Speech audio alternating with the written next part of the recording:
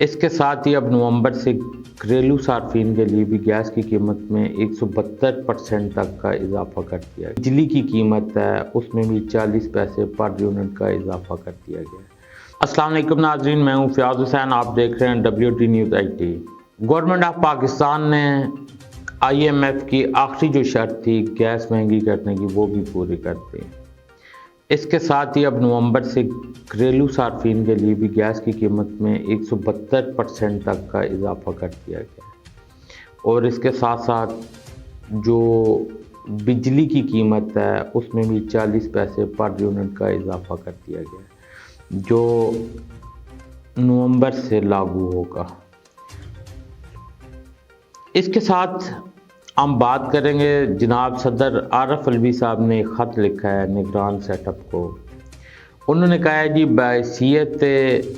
صدر میرا کام ہے تمام جماعتوں کا، تمام عوام کا خیال رکھنا، کیونکہ ملک کے جو آئینی سربراہ ہیں وہ صدر مملکت جناب عارف علوی صاحب ہیں۔ انہوں نے اپنے خط میں کہا ہے کہ مجھے عمر ایوب صاحب یعنی PTI کی طرف سے خط آیا ہے جس میں شکایت کی جا رہی ہے کہ ان کو لیونگ پلینگ فیلڈ نہیں دی جا رہی، تو مہربانی کر کے اس پہ تھوڑا سا جو ہے نا دیکھ بھال کریں۔ تو آیا کیا صدر پاکستان کو اگر دیکھا جائے تو ان کا کام خط لکھنا ہے؟ صدر پاکستان کے پاس آئینی اختیار ہے، اور اس ٹائم ملک میں سب سے پاورفل اتھارٹی جو ہے وہ صدر مملکت عارف علوی صاحب ہیں، لیکن ان کے جو خط جا رہے ہیں پیچھے، انہوں نے الیکشن ڈیٹس پہ بھی جس طرح کیا اور اب بھی کیا، یا PTI کی طرف سے جو احمد خان صاحب کا ایک تجزیہ ہے کہ صدر جو ہے وہ ریکویسٹ نہیں، وہ آرڈر پاس کر سکتے تھے، جو انہوں نے نہیں کیا۔ اگر اسی سینیریو کو دیکھا جائے تو لگ یہی رہا ہے کہ صدر عارف علوی صاحب بھی اب آگے جو ہے نا PTI میں ہمیں نظر کم ہی آئیں گے۔ خیر، الیکشن ہونے کے بعد تو ویسے ہی وہ ابھی اپنی آئینی مدت پوری کر چکے ہیں، ملک میں اس ٹائم اسمبلیز نہیں ہیں، جس کی وجہ سے صدر عارف علوی صاحب جو ہے نا وہ اقتدار انجوائے کر رہے ہیں۔ لیکن یہ جیسے ہی نئی اسمبلیز بنے گی، الیکشن ہوں گے، تو عارف علوی صاحب جو ہے وہ ویسے ہی ان کا آئینی مدت ختم ہو چکی ہے، تو نئے جب بھی صدر آئیں گے اس کے بعد دیکھیں گے عارف علوی صاحب جو ہے وہ واقعی PTI ان کو دوبارہ ایکسیپٹ کرتی بھی ہے یا نہیں، کیونکہ اب PTI کو بھی لگ رہا ہے کہ عارف علوی صاحب جو ہے وہ وکٹ کے دونوں طرف کھیل رہے ہیں، وہ اسٹیبلشمنٹ کے خلاف بھی نہیں جاتے، اور جب PTI کی طرف سے ان کے اوپر کوئی دباؤ آتا ہے تو وہ ہلکا پھلکا جو ہے نا وہ میوزک چلا دیتے ہیں۔ اس کے ساتھ راولپنڈی ڈویژن میں استحکام پاکستان نے اپنا سیکریٹریٹ بنا لیا ہے، اور اس میں خطاب کرتے ہوئے محترم علیم خان صاحب نے کہا ہے کہ ہمارے ساتھ تو جو ہوا ہے، لیکن خان صاحب نے جو عامر کیانی صاحب تھے ان کو بھی نہیں بخشا، جب یہ اقتدار میں آئے تو ان کو بھی جیلوں میں بھیج دیا کہ حالانکہ عامر کیانی صاحب نے اپنی گاڑی دی تھی، وہ ہمیشہ جو ہے نا خان صاحب کی گاڑی ڈرائیو کرتے تھے، اور PTI کے جو چند ایک سرکردہ آپ کہہ لیں گے 7 سے 8 بندے جو پہلے لاٹ میں آئے تھے PTI میں،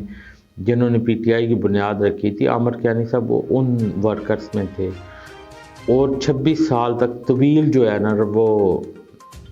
رفاقت رہی ہے ان کی عمران خان صاحب کے ساتھ تھے PTI میں۔ تو ابھی جب مشکل ٹائم آیا PTI پر تو عامر کیانی صاحب نے کیونکہ PTI چھوڑ دی، اس کے بعد انہوں نے پہلے کہا کہ میں سیاست ہی نہیں کروں گا،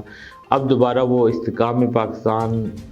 پارٹی کی جلسیاں کروا رہے ہیں، یہ ایک سے حال میں بھی ان سے بندے جو ہے نا وہ پورے نہیں ہو پا رہے۔ بہرحال اب استحکام پاکستان پارٹی کا جو آج ایک تقریب ہے وہ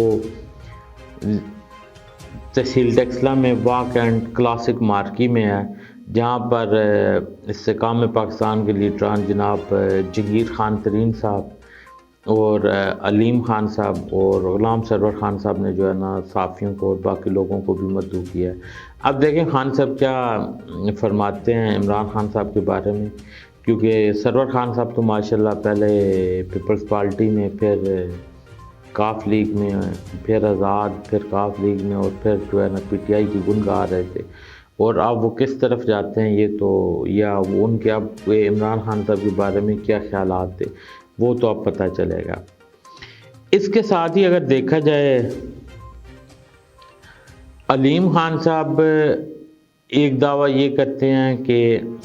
فرح گوگی جو ہے نا وہ اس نے کرپشن کیا، ان کو پتہ ہے۔ تو میرا ایک چھوٹا سا سوال ہے، جب یہ کرپشن ہو رہی تھی اور آپ کو سب چیزوں کا پتہ تھا تو اس ٹائم آپ نے میڈیا کو کیوں نہیں بتایا؟ اس ٹائم آپ کے لیے پارٹی زیادہ امپورٹنٹ تھی یا یہ ملک تھا؟ جب لوگ یہ کہتے ہیں کہ اقتدار میں رہتے ہوئے تو اس بندے کے ساتھ ہوتے ہیں، جب اقتدار سے نکل جاتے ہیں تو پھر اس کے بارے میں باتیں کرتے ہیں تو بڑا تعجب ہوتا ہے۔ اسی طرح ہمارے پی کے سابق وزیر اعلیٰ پرویز خٹک صاحب نے بھی اپنی ایک پرویزی جلسی سے خطاب کرتے ہوئے فرمایا کہ ہم جس نظریے پر عمران خان صاحب کے ساتھ آئے تھے وہ پورا نہیں ہوا، خان صاحب اقتدار میں آ کر بدل گئے۔ تو میرا پرویز خٹک صاحب سے بھی یہ سوال ہے کہ جب آپ اپنی ایک پرویزی جلسی سے خطاب کر رہے ہوتے ہیں تو آیا آپ اس ٹائم یہ کیوں بھول جاتے ہیں کہ جب تک عمران خان صاحب اقتدار میں تھے تو آپ بھی ان کے ساتھ اقتدار میں تھے،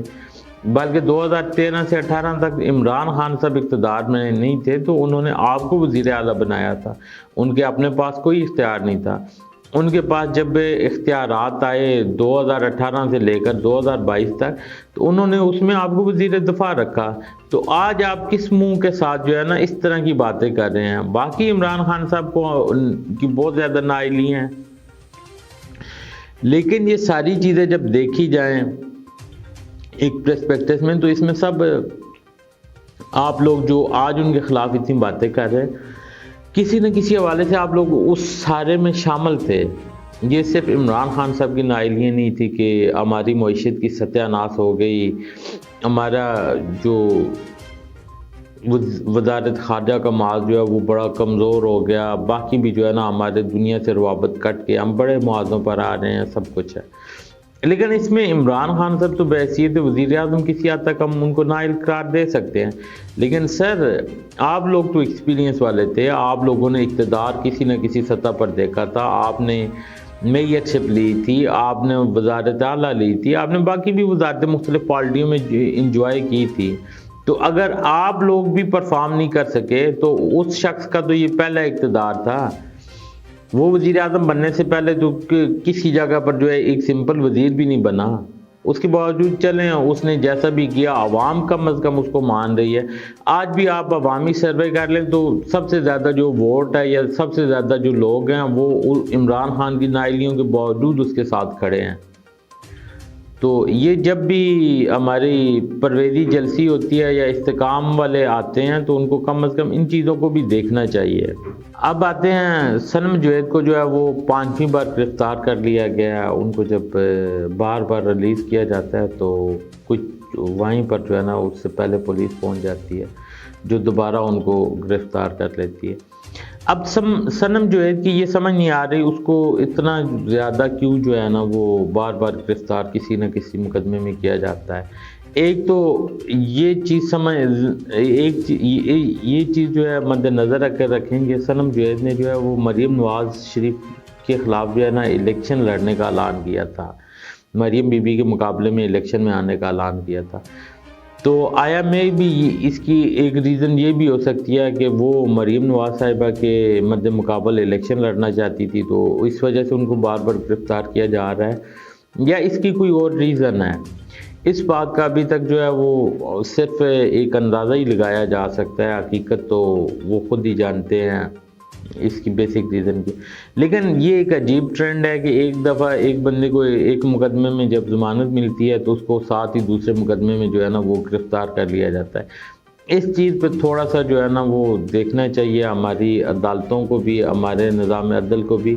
اور ہمارا جتنا بھی سیاسی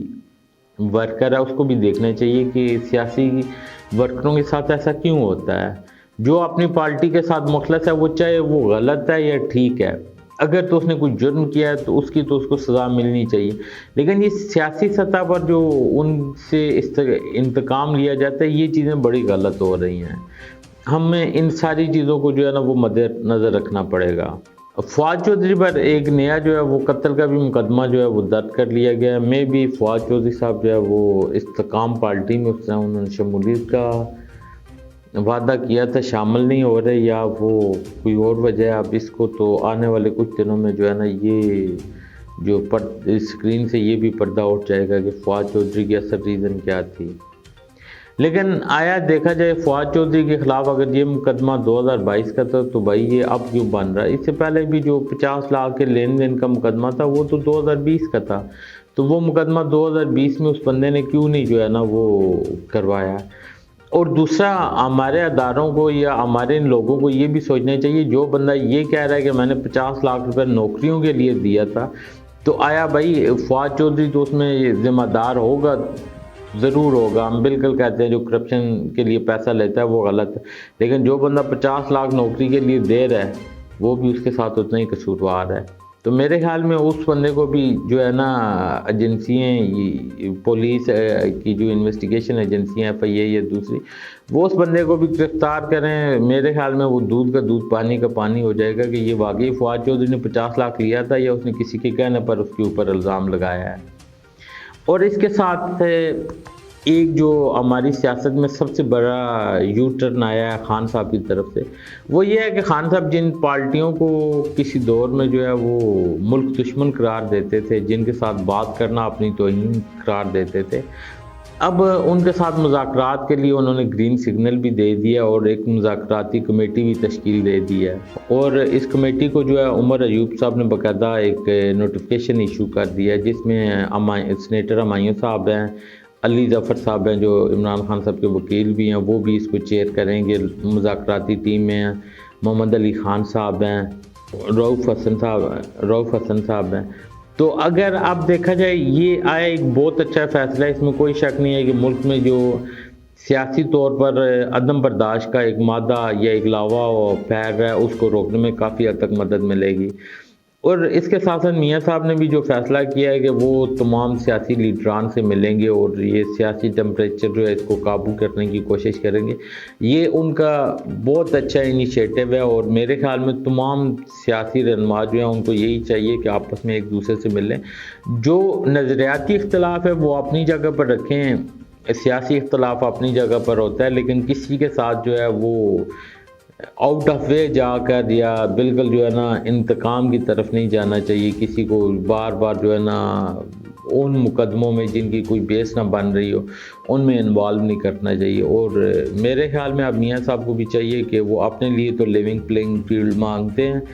تو اب وہ عمران خان صاحب کے لیے بھی جو ہے نا یہ مطالبہ کریں کہ ان کو بھی جو ہے رہا کر دیا جائے، تاکہ وہ بھی کھل کر اپنی الیکشن کمپین کریں، تاکہ پتہ چلے